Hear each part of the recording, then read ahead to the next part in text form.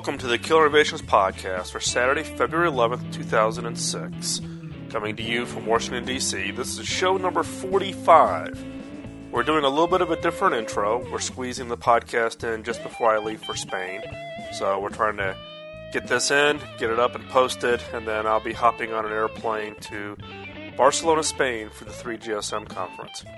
Before we get started, please keep in mind that the information and opinions expressed in this podcast are mine and mine alone, and do not necessarily reflect those of my past, current, or future employers. Please keep the emails coming. There's been a lot of chatter on the emails. Also, keep posting your votes and your comments on Podcast Alley, over at Apple iTunes, over at podcasts.yahoo, or any of the other sites that you frequent. I do read those regularly, and do appreciate all the feedback and the comments. Well, last week's show really hit a chord. It generated the most email, with the most common question being, how do I find a mentor? So I'm going to address that as part of segment 2 for today's show. And boy, was I kind of surprised by the volume of emails that last week's show generated. So appreciate all that. We're going to address that question again in today's show as part of segment number 2. So let's go ahead and get started. Segment 1. This week's segment 1 is on the concept of innovation in design. Recently, I found myself in a meeting sitting across the desk from Hartmut Esslinger. Now, Hartmut is the CEO for Frog Design. Now, for those of you who are not familiar with Frog, Hartmut, with two other partners, founded Frog back in 1969. He really got put on the map with the design of a TV for a small, I shouldn't say small, actually, in the case of Germany, it was actually a large manufacturer. That manufacturer was acquired by Sony, and that TV went on to become the Sony Trinitron, which basically was a groundbreaking design for what was traditionally viewed as kind of a standard commodity product of a TV. Since then, Frog has gone on to design such, groundbreaking products as the Apple Macintosh in 1982. Went on, and Hartmut designed the Cube for Next, which was Steve Jobs' next company after he left Apple. In 1998, Frog Design went on to design the Disney cruise ship. In 2001, Frog went on to design the user interface design and all of the graphics for Windows XP. And there's been hundreds and hundreds of products that Frog has worked with companies from Motorola, Microsoft, Apple, Disney, you name it. Most every one of the major big brand companies have partnered with Frog in some area of design. Well, during the conversation, Hartmut was pointing out kind of some of the design philosophy for Frog and how it looks at innovation.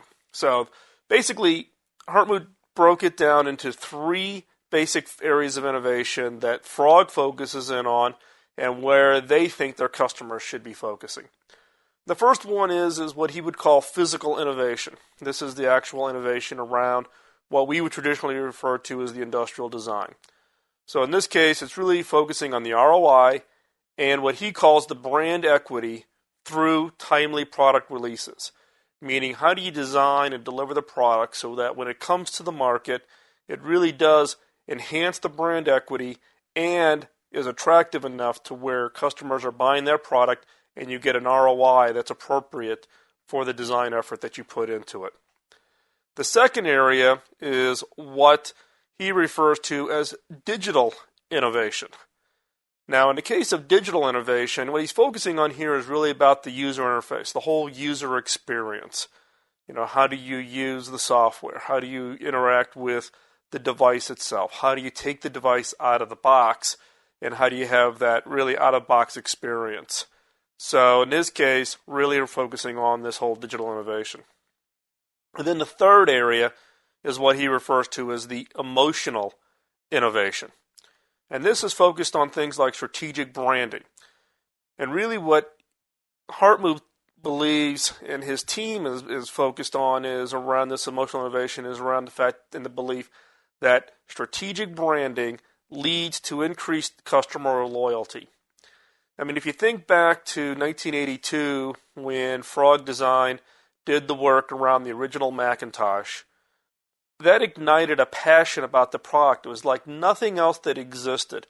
It really created a loyalty around the customers that is still living on today. Now, albeit Apple has roughly 5% of the PC market, its customer base is extremely loyal. Every new product that comes out, every new release that comes out, that customer base is there. And I think the design language and the work that was really done on the Macintosh back in 82, think about it. At 1982, and really think about the design began in 82, the Macintosh was released in 1984. At that time, Apple's total revenues was about $700 million. Total. Within 2 years after the release of the Macintosh, that revenue went to $4 billion. So you're talking about an absolute explosive growth. Now, it wasn't all really about the design of the device itself. There was obviously the work that was done in the Macintosh software, the ease of use, the GUI interface, all the things that make the Macintosh a highly successful product. But you can't argue that Frog Design didn't contribute to that kind of explosive growth. Hartmut's gone on to describe really what he views as what customers are expecting today. What is it that today the customers out there, customers of Frog, and then ultimately the end customers of the products, what is it that the customers are looking for today? First is what he refers to as greater relevance. And what he means by greater relevance is really around this whole issue of not making the product just so it's nice to look at, but that it is relevant to the task at hand, that it is appropriate in its use. Second is better quality. It's been proven that customers are willing to pay a premium for a product in order to get a higher quality. Third is better integration of the complex offerings. If it's too complex for the user, they've got to do multiple steps or put together multiple components, or they have to bring multiple components together in order to complete a task, that's too hard. So the focus that Hartmut believes is needed, particularly in the high-tech industry, is better integration of complex offerings. Next is more personalization and customization. Buying the same old thing that everybody else gets without the ability to personalize it is long gone. I mean, one perfect example, particularly here in the U.S., is now you can go into Target, which is a discount retailer, and you can find designers, big-name designers who have very, very high-end products, designing products for the retail discount market, such that you as a consumer can go in at reasonable prices, but get something that's a little bit different, not quite as uniform and quite as standard as what you would traditionally think of when you go into a discount retailer. And that also applies even into the high tech. For instance, in the case of iPods, the iPod itself obviously is very trendy. What has been kind of a hidden secret or one of the big surprises in the iPod market is the ability to print and apply what are called tattoos to the outside of your iPod.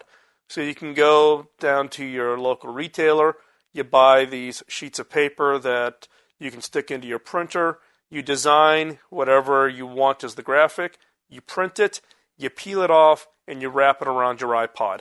So albeit you have an iPod, you can clearly personalize that iPod so that it really talks to your interests, your design language, your own brand. Next, Hartmut talks about faster product development cycles. We've talked in the past in this podcast about innovation acceleration. The fact that the cycle between products, the cycle between releases is getting shorter and shorter and shorter. The consumers are to the point today where they're not willing to wait more than 9 to 12 months for the next hot product, the next version of whatever it is.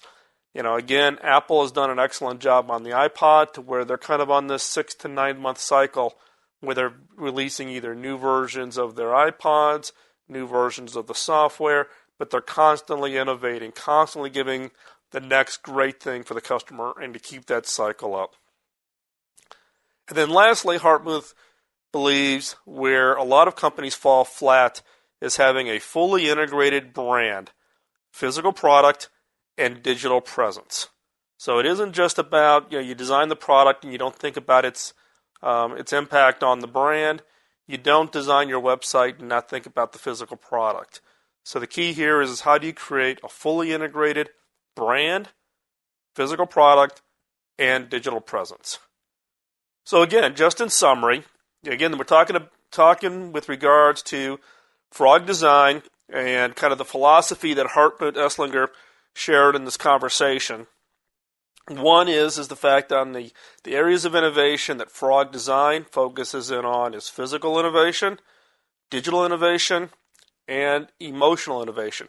And these are kind of unique. I hadn't thought about these specifically, and they have not appeared in this podcast as kind of categorization. So it's kind of an interesting view from Frog Design on physical, digital, and emotional innovations.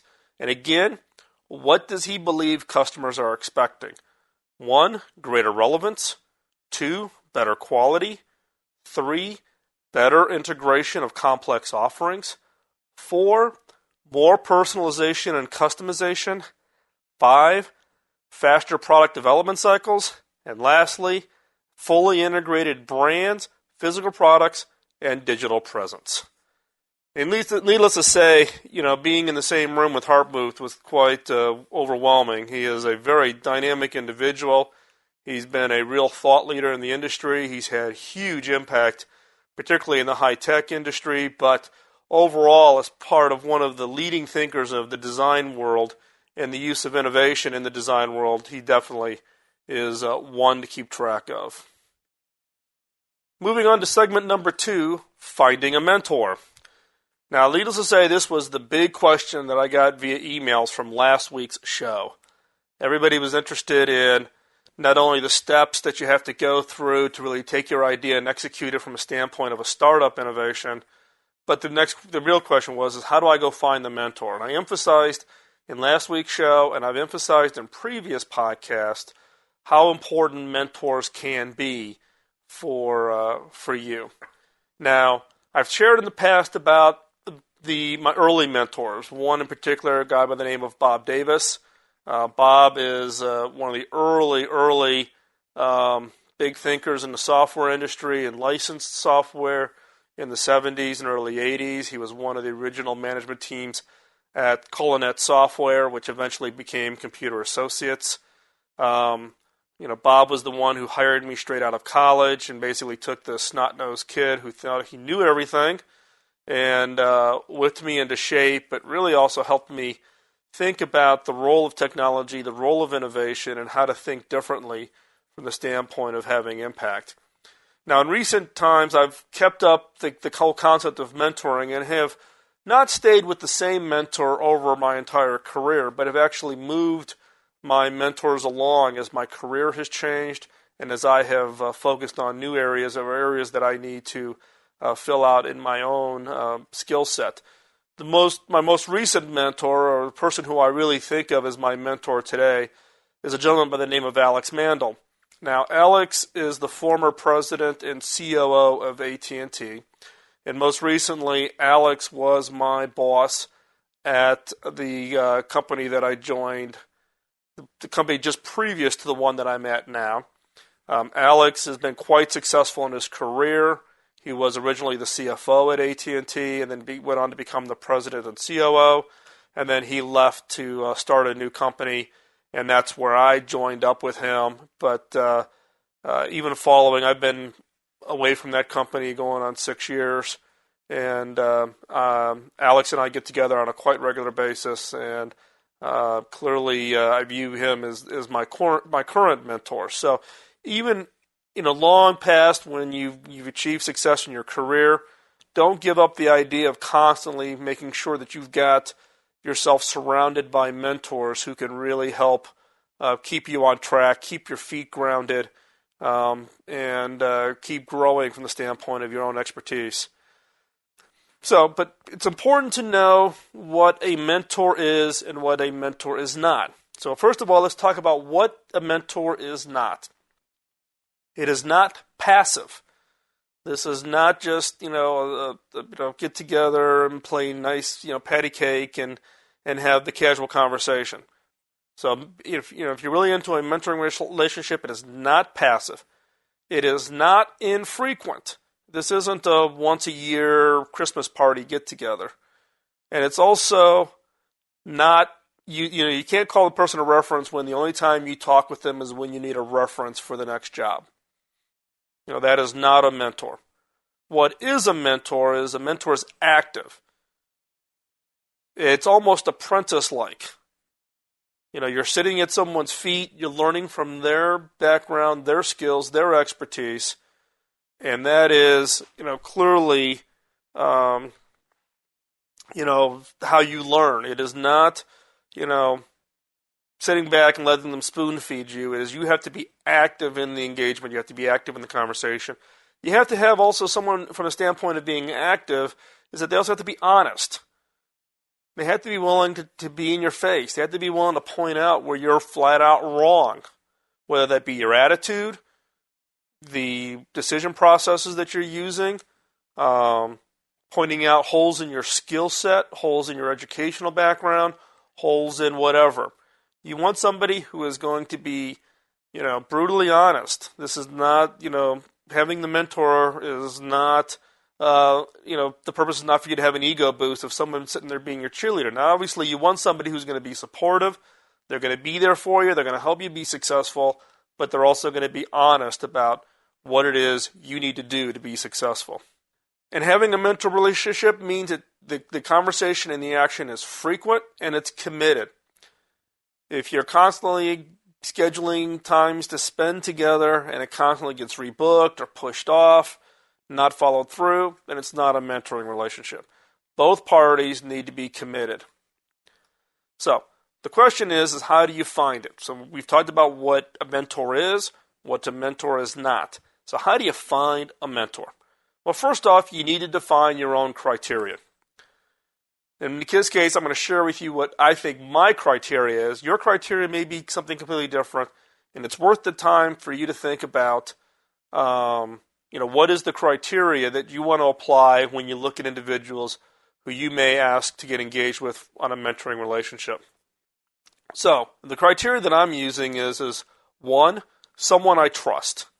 You're going to share things with this individual that you clearly are not going to want spread around, passed around, known in the industry, because you're going to be admitting your own fallacies, your own fears, your own holes in your skill sets. So you need somebody that you can trust implicitly. Two is you need someone you respect.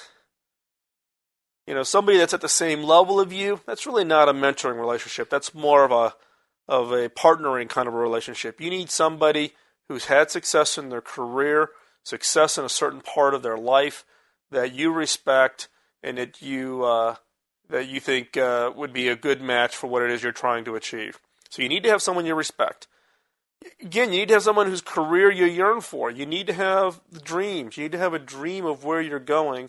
And you need to find somebody whose career is along the path that kind of helps you connect the dots for you to achieve your dream.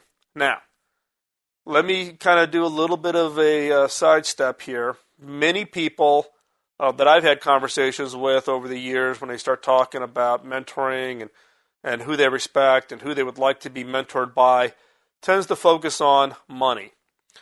So-and-so, boy, they've got a great career. They're pulling down X millions a year or they're famous because they're on the front page of, magazines, whatever the case might be.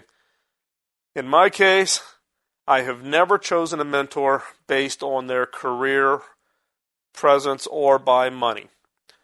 And again, I'm going to give you my criteria. This is kind of the rules of the game that I use when I'm thinking about my prioritizations. So again, this just applies to me, and it's what I call the 5 F's. First one is faith. Whatever religion you believe in, faith, I think, should be number 1. Family is number 2. Friends is number 3. Fitness, you have to have good health, number 4. Finance is number 5. And really what happens is if you focus on the top 4, 5 naturally happens in your career. You tend to get really screwed up if you put finance number 1. So again, I've never chosen a mentor over my years of my career based on finance. And then lastly, for me, from a criteria is looking for someone whose knowledge or expertise that fills a gap. I have a dream, I have an objective, I have a long-term goal that I want to achieve, and I'm constantly finding mentors who I can work with that helps fill my gaps, gives me the education, shares with me their experiences so that I can avoid the potholes, but that their skill and expertise fills a gap that I have that's ultimately going to allow me to achieve my long-term vision. So, once you've defined your criteria, now you have to go through the step of actually selecting and engaging with somebody on a mentoring relationship. So first off, take a look against your criteria and look at your formal and informal network. Now, you're not confined by the people that you know intimately. Now, albeit that is much easier to find a mentor, you're not constrained by just the people who you have a close relationship with. Because you may have an aspiration that requires that you engage with somebody that's completely outside of your social personal network. So don't be shy about the fact of limiting your list of people who you would like to be mentored by whoever it is that you have a very close, direct personal relationship with. Now, some people on that list could be fairly famous people. This is an opportunity for you to put everything on the list that everyone on your list who you think fits your criteria, and ultimately then what is your objective. It matches up against your long-term vision. Once you've identified them, then you need to rank them against the criteria. If you know the person, it's fairly easy to rank. If you don't know them, you're going to have to get some background information. Next is, once you've identified who are the likely people that you would like to be mentored by who fit your need, then you've got to research them. You have to understand what, their background, how they get to where they are, and you also have to understand what it is they can give to you, but more importantly, why would they be interested in mentoring you? Is it somebody that has a mentoring kind of, mentality about what they do day in and day out? Is it someone, for instance, who donates their time to charity, to the Boys and Girls Clubs, to Boy Scouts, to charity organizations, not just their money, but also their time? What would give you the indication that this person is a giving person to the point of kind of a pay-it-forward mentality of willing to donate their time and their expertise to help other people be successful? Next is you need to get the first meeting. And this has to be a face-to-face. This isn't a phone conversation. This isn't something you can do long distance. You need to get this face-to-face. And in this first meeting, here are some critical things you have to cover. One is share your background. What's your career? What have you done over your career? Where are you today? 2, share your dreams. From where you're at today, what is it your objective? What is your dream to be achieved? 3, and the most important thing, and this is the thing that just, I have the hardest time when I'm in conversations, particularly I do a lot of work with college students, and that is that they tend to be either two extremes, one fairly quiet or one very passionate. And the ones that I get excited to work with are ones that can share their passion. You can't just, if it's really your dream, it can't be a dream that you're just going to casually think about. It's got to be something that you're passionate about, that you've got energy for, things that you really want to achieve in your life. You got to share the passion. At the end of the meeting, you need to ask for their advice. Based on your background, based on your dreams, based on your passions, what would be their advice? What would be their advice on how best for you to achieve the dream? What is it that you need to do to be successful in the dream? Assuming that you're talking to somebody who is along that path or somebody who's actually achieved that dream and you would like to achieve the same level of success that they did. So you want to ask for their advice. Here's another key thing. Do not ask for them to go into a mentor relationship in the first meeting. That's fairly presumptuous. If you don't know this person very well, you need to build a little bit of a relationship before you think about establishing, that kind of a mentoring activity.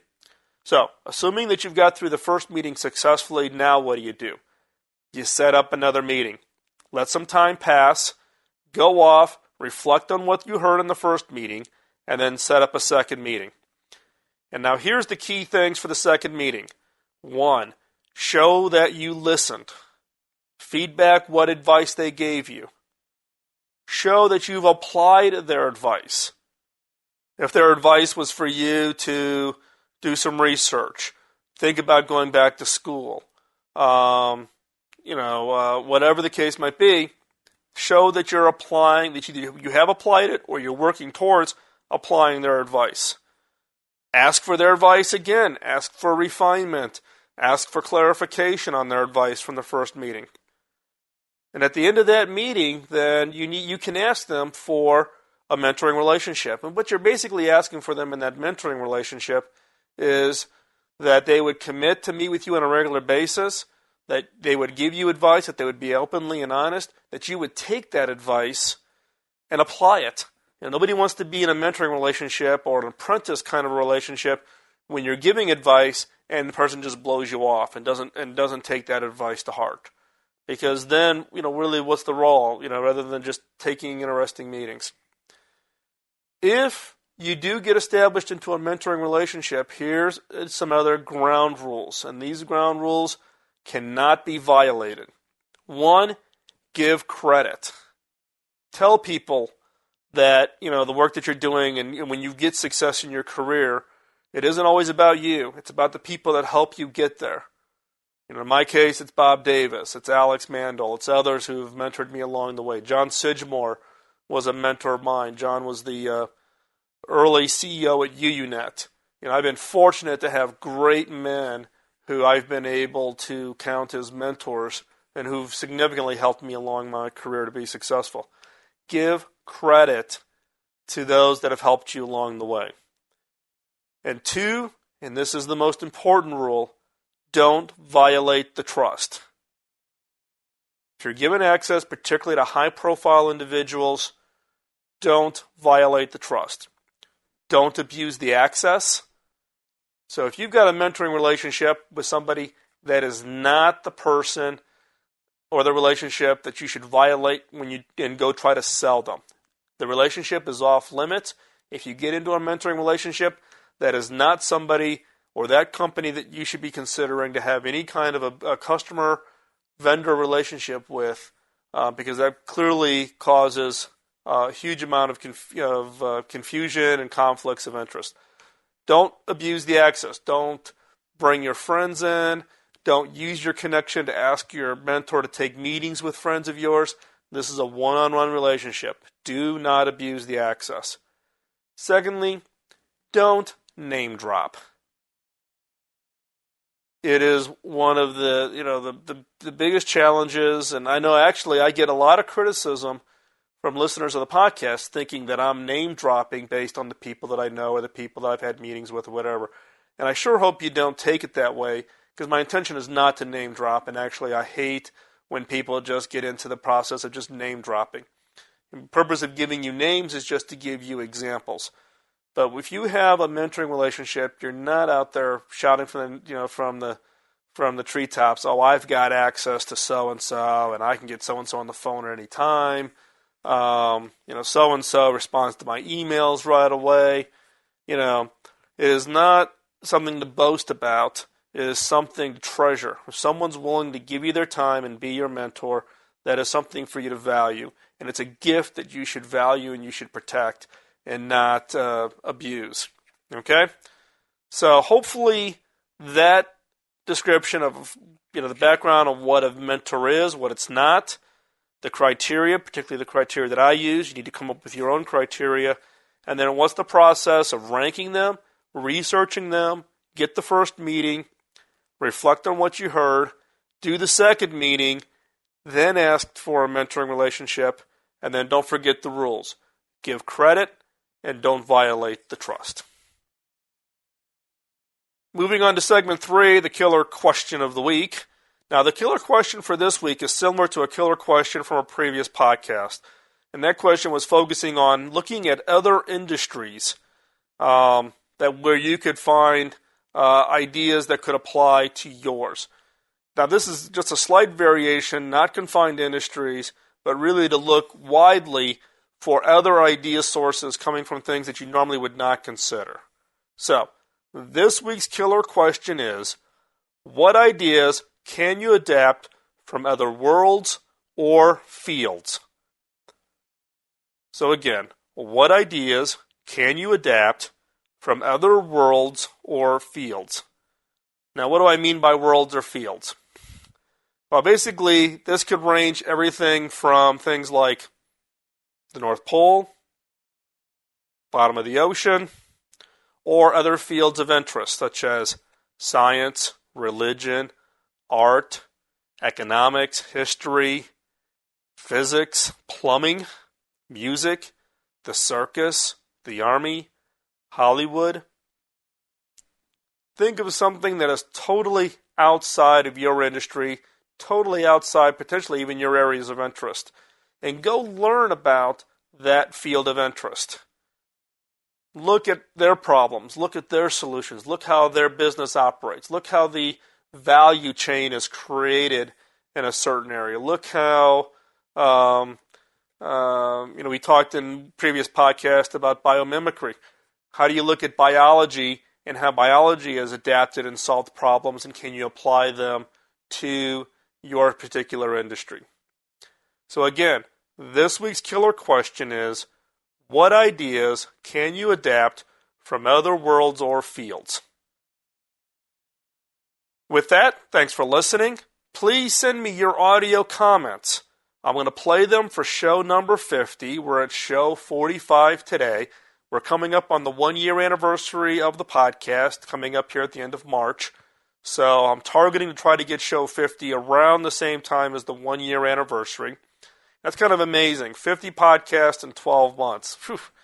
But I really, really want your audio feedback. So you can either email it to me, and you can email it to me in a variety of different formats. Just get it to me, and I'll figure out how to convert it.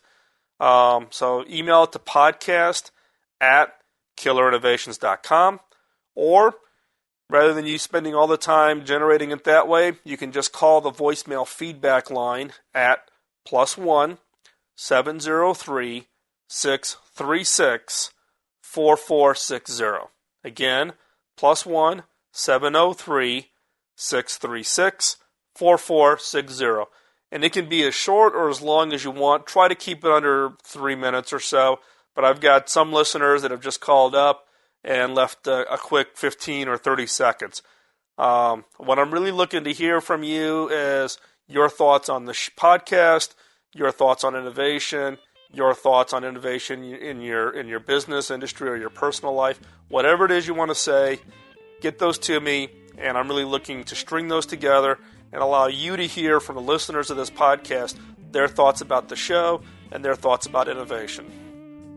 Please remember to vote. It's the easiest way for you to say thanks for the producers of your favorite podcast, that you truly appreciate the work and effort they put into it. And I don't know, I have some podcasts that I listen to that are daily podcasts, and given the amount of work it goes into just doing a weekly, I couldn't imagine doing a daily podcast. So my head goes off to those out there that really put out some of that great content.